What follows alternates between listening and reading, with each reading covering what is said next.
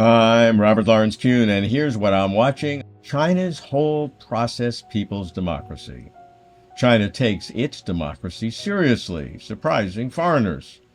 Democracy is the third of 6 aspirational adjectives that President Xi Jinping uses to describe China's goal of great rejuvenation.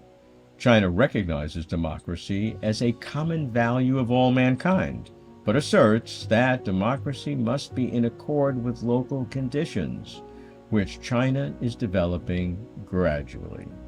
China's whole process people's democracy is said to come about via China's People's Congress system, which are platforms for participation in the process of governance, and China's political consultation system, which are platforms for offering public and expert advice. The idealistic objectives seek to hear the voice of the people and to reflect the will of the people. China calls its democracy socialist democracy with Chinese characteristics, and its first principle is the absolute leadership of the Communist Party of China, which China says ensures governance effectiveness. The centerpiece of Chinese democracy is through 5 levels of people's congresses. From bottom to top, townships, counties, cities, provinces, and the National People's Congress, the NPC.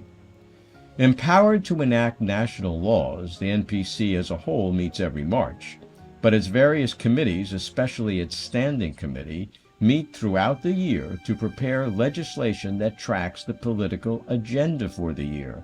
Dozens of specific bills are considered. Broad representation is mandated in that all regions, ethnic groups, and sectors of society, government, industrial, military, must have an appropriate number of representatives, especially workers, farmers, professional and technical personnel, women, and ethnic minorities. The election of deputies adapts to the times. Direct elections occur at the 2 most local levels, townships and counties, while deputies at higher levels are indirectly elected, that is, elected by those elected at lower levels. Again, it may surprise foreigners that the party promotes competitive elections so that voters and deputies have more choices. Still, party-led committees must vet or verify candidates and deputies before and after elections. While deputies are charged to represent the interests and concerns of the people and to contribute to the improvement of government work, democracy in the party-led system calls for public supervision of people's congresses and all levels of government via feedback and interactive mechanisms. China's political consultation system is a distinct feature of China's political system. At the national level, the Chinese People's Political Consultative Conference, the CPPCC, is not a body of state power. Rather, it is a platform on which all sectors of society participate in state affairs. This includes political parties, organizations, ethnic groups, and professional fields. CPPCC members are often experts in their fields. They conduct inspections, field surveys, and in-depth research, and their reports, after higher-level evaluation, are sent as official CPPCC communications to the heads of relevant bodies or authorities. Thus, the CPPCC transforms expert opinions into actionable proposals. The CPPCC also holds briefing sessions for the public, reflecting, they say, both the public's right to know and the public's responsibility to oversee.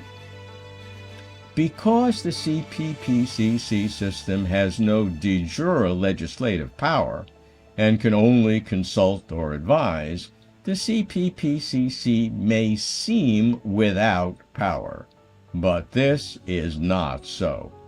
Because many CPPCC members are leaders in their fields, when they offer advice, government officials had better pay attention and take it seriously. Woe unto those who do not. Officials are sandwiched, as it were, between China's leaders above and the public below, both of whom are watching to see how officials respond to CPPCC advice. As originally conceived, the CPPCC has two overarching functions: unity and democracy, the former bringing together all parties, groups, ethnicities, and sectors. While unity is usually a high good, in today's complex society, unity too soon can suppress democracy by stifling or squeezing off diverse views. The whole point of consultative democracy is to present and assess diverse views. As Chinese society becomes more complex, perhaps a little less initial unity and a little more tolerated diversity may be needed. I'm keeping watch. I'm Robert Kuhn.